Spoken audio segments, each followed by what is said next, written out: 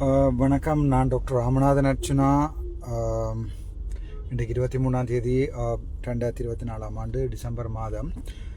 இன்றைக்கு காலமை எங்களுடைய ஜாழ்ப்பாணத்தில் இருக்கிற 170 சுகாதார தொண்டர்களில் 28 பேர், அதாவது முடிந்தாக்கள் மட்டும் அவர்கள் விரும்பி சுகாதார அமைச்சரை சந்திக்கணுன்றதுக்காண்டி சுகாதார அமைச்சுக்கு வந்திருந்தார்கள். காலமை 8:30 போல வர சொல்லியிருந்தான் அவர்களை. அப்போது சுகாதார அமைச்சர் இன்றைக்கு மக்கள் குறைகள் நாள், அதாவது மக்கள் குறைகளை கேட்கின்ற நாள் இன்றைக்கு மகாஜன தவசக் அப்படி எதுன்னு சொல்கிறவ. அப்போ அங்கே போய்க்குள்ள டாக்டர் ஹன்சகன்னு சொல்லி டிப்யூட்டி ஹெல்த் மினிஸ்டர் இருந்தவர். அவரோட நான் போய் கதைச்சேன். நான் அவரோட கதை கேட்க ஹன்சக சார் சொன்னவர் என்னென்றால், என்னதான் எம்பியாக இருந்தாலும் அவர்களுடைய சார்னு கூப்பிட்றேன் நான் பெருமைப்படுறேன். ஸோ ஹன்சக சார் சொன்னவர், நீங்கள் அவையை கூட்டிகிட்டு நேரில் மினிஸ்டர் ஆஃபீஸுக்கு போங்கோ ஆச்சுன்னா நாங்கள் அங்கேயே மீட் பண்ணுவோம் சொல்லி. ஸோ அந்த 28 பேர் முதல் 5 பேர் தான் வந்திருந்தவை. அப்போ சுகாதார அமைச்சரே சொன்னவர், அங்கே தான் வித்தியாசம். சுகாதார அமைச்சரே சொன்னவர், இல்லை 28 பேரையும் வர சொல்லுங்க, 28 பேரும் கொழும்புலேருந்து வந்து யாழ்ப்பாணத்துலேருந்து வந்திருக்கணும். ஸோ அங்கேருந்து வந்தால் நாங்கள் கூப்பிட்டு கதைக்கணும், அங்கேருந்து கூப்பிட்டு கதைக்கணும். அப்போ கட்டாயம் 28 பேரையும் வர சொல்லி 28 பேரோடையும் சுகாதார அமைச்சர், மற்றது சுகாதார செயலாளர், அது தவிர சுகாதார பிரதி அமைச்சர், இவ்வளோ பேரும் 28 பேரோடையும் கதைச்சவ. அவர்கள் கதைச்சு கொண்டிருக்கும் போது நான் அவர்களுக்கு சொன்னான், அதாவது என்னென்றால் சுகாதார அமைச்சில் அவர்கள் கதைச்சிருக்கும் போது அவர்களுடைய விடயங்களை, அதாவது சுகாதார அமைச்சில் மக்களுடைய விடயங்களை அவர்களுக்கு நான் தெளிவாக சொன்னேன்.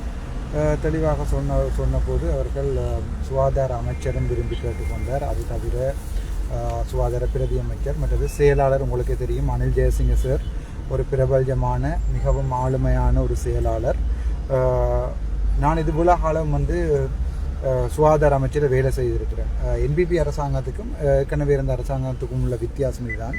இவ்வளோ காலமே சுகாதார அமைச்சரை நான் வேலை செய்திருக்கிறேன். வேலை செய்த காலங்களில் சாதாரணமாக ஒரு டிடிஜி MS1ஐயோ அல்லது டிரெக்டர் TCSையோ சந்திப்பதாக இருந்தால் கூட மணித்தியால கணக்கில் ஒரு டாக்டர்ஸோ ஒரு நர்சஸ் மேரோ ஒரு கன்சல்டனோ வெயிட் பண்ண வேண்டி வரும். ஆனால் ஒரு சுகாதார அமைச்சரை ஒரு யாழ்ப்பாணத்துலேருந்து கனிஷ்டராக ஊழியர்கள் நேரில் போய் சந்தித்து தங்களுடைய பிரச்சனைகளை அவர் டிரான்ஸ்லேட் பண்ணி சொன்னது என்பிபி அரசாங்கத்தை பொறுத்த வரைக்கும் எனக்கு அவர்களோட வைத்திருந்த மதிப்பில் 10,000 மடங்கான மதிப்பை ஏற்படுத்தி இருக்குது. முக்கியமாக நலிந்த சேராக இருக்கட்டும், அல்லது ஹன்சக சேராக இருக்கட்டும், அல்லது எங்கள்ட அனில் ஜெயசிங்க சேராக இருக்கட்டும், அவர்களுடைய சேவைகள் மிகப்பெரிய அளவில் பொதுமக்களை சென்றடையும் இந்த 5 வருடங்களில் எனக்கு எந்த டவுட்டும் இல்லை. அதை தவிர அங்கே எடுக்கப்பட்ட முக்கியமான முடிவுகள் என்னன்னு சொன்னால், அங்கே 84 பேருக்கு லிஸ்ட் போடப்பட்டு அந்த 84 பேருடைய யாழ்ப்பாணம் போதனா வைத்தியசாலையில் சம்மந்தப்பட்ட வைத்திய அதிகாரி 84 பேருடைய லிஸ்ட் போடப்பட்டு இவர்களுக்கு ஸ்பெஷல் பேட்ச் கொடுக்கப்பட்டு இவர்கள் எஃப்னா டீச்சிங் ஹாஸ்பிட்டலில் அடுத்த முறை வேலை கிடைக்கும் போது அவர்களுக்கு முன்னுரிமை என்று சொல்லி எல்லாம் வைத்திருக்கிறார்கள் ஆமென்னு சொல்லி முறைப்பாடு அளிக்கப்பட்டது. மிக தெளிவாக சொல்லியிருக்கார் சுகாதார அமைச்சர். அப்படி யாரையுமே விரும்பின மாதிரி எல்லாம் ப்ரையாரிட்டி கொடுத்து வேலைக்கு எடுக்க இயலாது. அடுத்த முறை நாங்கள் வேகன்சி இப்போ கார்டர் ரிவிஷன் பண்ணி கொண்டிருக்கிறோம். கார்டர் ரிவிஷன் பண்ணிக்க வடக்கு மாகாணத்துக்கு கூட கார்டர்ஸ் கிரியேட் பண்ணுறதுக்கு ட்ரை பண்ணுறோம். அப்படி நடக்கல இந்த 170 பேர் மட்டுமல்ல 300 பேர் முதல் வேலை செய்தாமன்னு சொன்னவ 300 பேருக்கும் ஈக்குவலான அடிப்படையில் முன்னுரிமை கொடுக்கப்படும். முதலாவது. ரெண்டாவது, இனி போய் நீங்கள் அங்கே வேலை செய்கிறீர்கள்ன்றதுக்காக உங்களுக்கு முன்னுரிமை கொடுக்கப்படுறதோ அல்லது சம்மந்தப்பட்ட வைத்திய அதிகாரியோட நீங்கள் நிற்கிறீங்க கொஞ்சம் பேர் 24 பேர் 28 பேர் முதல் 49 பேர் இங்கே கொழும்புக்கு வந்துட்டோம்ன்றதால அவர்களுக்கு முன்னுரிமையாக கொடுக்கப்படுறதில்லை. யாருக்கும் எந்த முன்னுரிமை இல்லை. அவருடைய தகுதி அடிப்படையில் தான் முன்னுரிமை கொடுக்கப்படும் என்று தெளிவாக சுகாதார அமைச்சர் சொல்லியிருக்கிறார். அது தவிரவும் அங்கே அவர்களுடைய தனிப்பட்ட பழிவாங்கல் நடக்கிறன்னு சொல்லும்போது அதற்கும் அவர் ஒரு முற்றுப்புள்ளி வைப்பதாக தெளிவாக சொல்லியிருக்கிறார். அது ஏஓவாக இருக்கட்டும், அங்கே இருக்கிற யாராவது டாக்டர்ஸாக இருக்கட்டும், யாராவது வைத்திய அதிகாரியாக இருக்கட்டும், இருக்கிற நிர்வாகியாக இருக்கட்டும், யார் சம்பந்தமான நடவடிக்கைகள் கம்ப்ளைண்டாக எழுதி தரப்பட்டாலும் அவர்களுக்கு முழுமையான இன்குவரி போடப்படும் என்றதை தெளிவாக சொல்லியிருக்கிறார். அது தவிரவும் அந்த வந்த பிள்ளைகளுக்கு இந்திய நாளில் இருந்து ஒரு முக்கியமான செய்தி, அதாவது நாங்கள் சும்மா போய் வேலை செய்கிறால பிரயோசனம் இல்லை. மிகவும் சந்தோஷமான விஷயம் என்னென்றால், இன்றைக்கு பின்னர் ஒரு 1 ஹவருக்கு முன்னம் லண்டனில் இருந்து ஒரு அண்ணாவர் காய்ச்சவர் தாங்கள் 100 பேர் சேர்ந்து ஒரு சின்ன ஏதாவது ப்ரொஜெக்டுக்கு ஃபண்ட் பண்ணுறோம். தம்பி உள்ள நம்பிக்கை இருக்குது, நீங்கள் அதை செய்யுங்கன்னு சொல்லி. அப்போ நான் சொன்னேன், அண்ணா 1% எனக்கு காசில் அதில் லாபம் வேண்டாம், ஒன்றுமே வேண்டாம், நீங்களே போட்டு உங்களோட பேர்லேயே கம்பெனியை ரெஜிஸ்டர் பண்ணி நீங்களே செய்யுங்கோ. அது ஒரு ப்ரப்போசல் எழுதி தர சொல்லியிருக்கணும். நான் நினைக்கிறேன் அந்த 300 பேருக்கு மட்டுமல்ல, மிச்சம் 3000 வேலையில்லா பட்டாரிகள் 3000 பேரை தவிர இளைஞர் எல்லாருக்குமே ஒரு அவருடைய தகுதியின் அடிப்படையில், நியாயமான அடிப்படையில் என்னால் முடிஞ்ச வேலையில் நான் வேண்டி கொடுக்கறது ட்ரை பண்ணுறேன். அவர் என்னோட வாய்மொழி மூலம் சொல்லித்தான் இருக்கிறார்.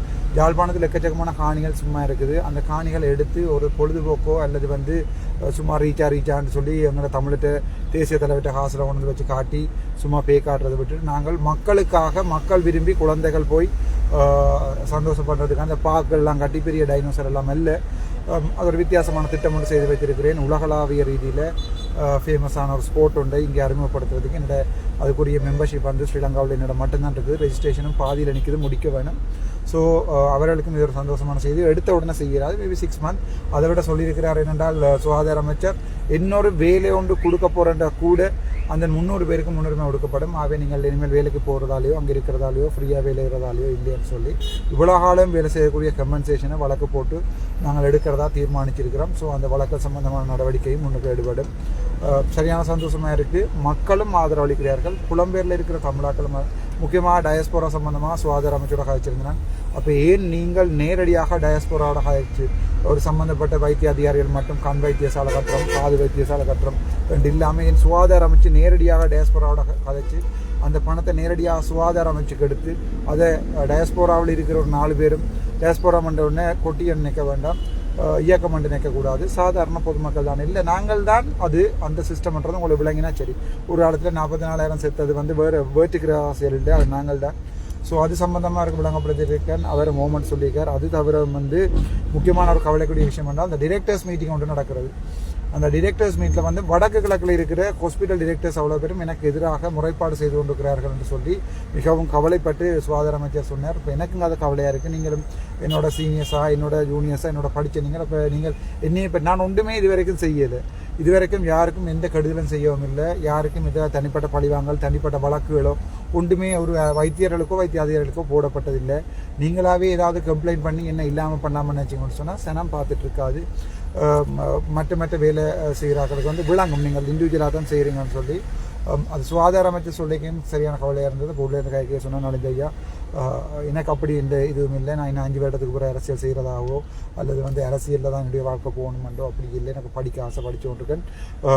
அதே மாதிரி எல்எல்பியும் திருப்பி ஸ்டார்ட் பண்ணிட்டேன். அப்படி என்னுடைய கனவுகள் வேறு நலிந்த ஐயா எனக்கு இப்படி ஹேரத் ஐயாட்டையும் சொன்னேன், ஹன்சக் ஐயாட்டையும் அப்படி எனக்கு ஒரு எந்த ஒரு இதுவும் இல்லை. பட் அவர்கள் என்னுடைய சார், நான் ஒரு பொது சந்திப்பு நடக்க அவருக்கு என்னுடைய சேர்ஸ், பட் இங்கே வந்து அவை என்னோட சேம் எம்பிஸ். பட் என்ன இருந்தாலும் என்னுடைய சீனியர்ஸ், முக்கியமாக டாக்டர் அர்ஜுன திலகரத்ன சார் இன்றைக்கு வரையில் சார் வந்து என்னுடைய பாஸ். அது மாதிரி வந்து அனில் ஜெயசிங்க சார் ஒரு காலத்தில் நான் விரும்பி பார்த்த ஆளுமைகளில் ஒரு ஆள். ஸோ என்பிபி அரசாங்கத்தோடு சேர்ந்து அவர்களை பாதிக்காமல் அவர்களுடைய நல்ல விஷயங்களுக்கு மட்டும் நாங்கள் ஆதரவளித்து ஒரு நல்ல இலங்கையை தமிழ் முஸ்லீம் சிங்கள என்ற வேறுபாடு இல்லாமல் கட்டியெடுக்கணும். அதுக்கு நீங்கள் எனக்கு ஹெல்ப் பண்ணணும். இதில் எந்த ப்ரொஜெக்ட்லையும் நான் எந்த சதமும் கொண்டு போக போகிறேன் இல்லை. நான் அப்படி கொண்டு போனால் நீங்கள் ப்ரூவ் பண்ணலாம். கிட்டத்தட்ட வந்து ஹாஸ்டலில் கூட வெவ்வேறு டிஸ்ட்ரிக்ட்டு பிரித்து கொடுத்துருக்கேன் வேலை செய்ய சொல்லி.